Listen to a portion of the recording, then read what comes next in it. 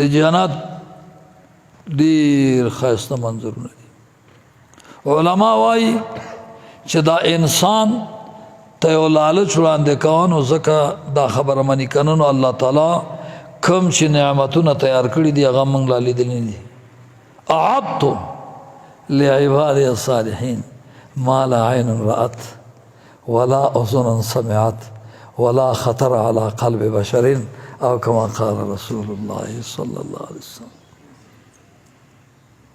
د بندگانو صالحانو د پاره داسې اشیاء ما تیار کړي دي چې لا غوږونه هم نه دي اورېدلي او سبحان خدای څه دي سترګو هم لا نه دي لیدلي په زړه باندې نه دي تېر شوي من قرة اعین دا صرف تا ته دا وایي تا ته لږ وړاندې کوي چې لږ څه ووایي یاره څه شته که نه چې کوم نعمتونه الله تعالی کوم مقرر کړي دي والله اعلم دا د الله تعالی په علم کې دي موږ لا لیدلي دي اعدت لعبادي الصالحين ما لا عين رأت صالحانو بندگانو دپاره عائشہ مخکې راځه قداریا دلته راځه ورو ما لا عین رأت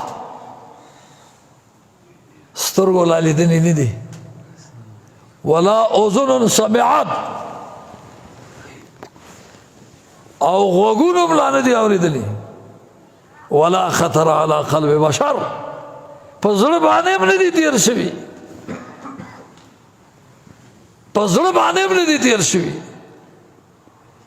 وای دا جنتیان چې جنت ته لاړ شي الله تعالی به ته پوښتنه کوي چې څه غواړئ ووایه څه غواړئ دا جنتیان به ورته وایي چې صاحب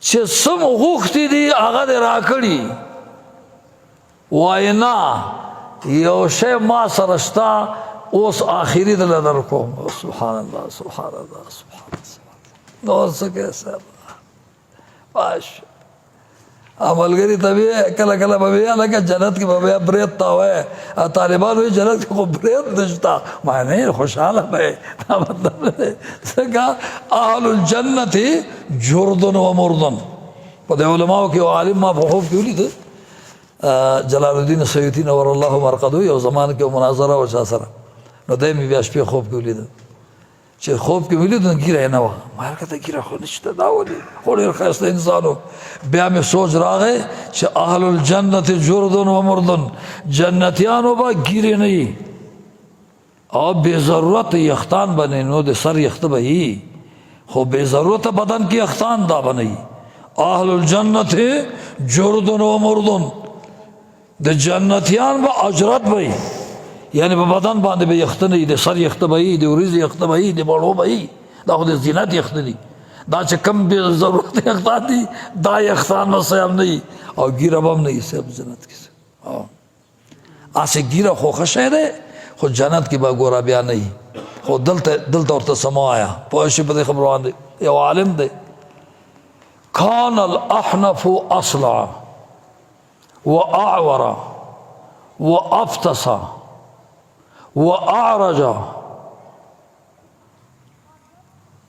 واعور ومع ذلك كان كفسجا احنف ډیر لوی عالم خو یو داو دی چې سر یختی نو گنجیو په سر دویم دا ده چې یو سترګی نه وه دریم دا چې یو پښه باندې ګوډم و څلورم دا چې دا پوزه هم چیته وه په یو پښه باندې هم ګوډو او بله څه ګیره هم نه وه نو څومره نقصانات دي سترګه هم نشته پښه هم نشته یوه سر یختی هم نشته پوزه هم چیته ده خو ګیره هم نه وه یو عالم وایي والله لو تباح اللحیة ب20,000 درهم لاشتریتها للاحناف.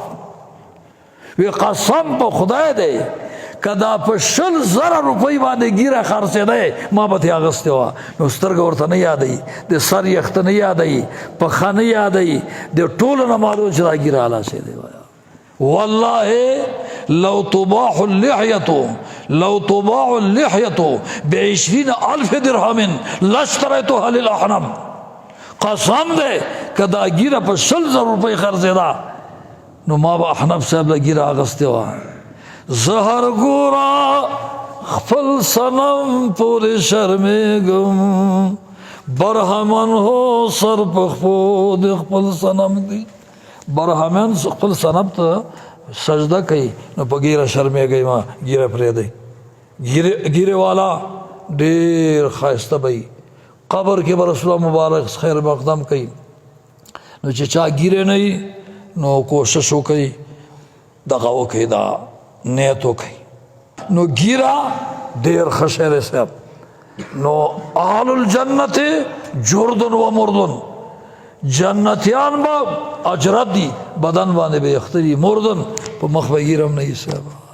داسې یو ناشنا کیفیت به هر جنتی چې جنت ته داخلېږي په قد د باباجي به داخلېږي. زمونږ ټولو بابا حضرت آدم علیه السلام د هغه چې څومره قد و، د هغه چې څومره پلان والی و، اوسه څومره پلان والی و، د حضرت بابا څومره لوړوالی و. یعنی قد آدم چطور بود، امی لمبایی امی چطور بود نمیدی. باباجی 80 گزه لوړو د تخیم، 7 گزه پلنو، 60 متر بالا او 7 متر امی بردار. خواه دا شرعی گز دی. نو چې دا 80 گزه چې شرعی گز چې نیمه کې 10، نو زمونږ په دې متر باندې 10 گز ولاړ. او 7 گزه چې نیمه کې 3.5 گزه به پلانی. داسې پهلوان به 10 گزه لوړه او 3.5 گزه پلان زمونږ په دې مترونو باندې صاحب.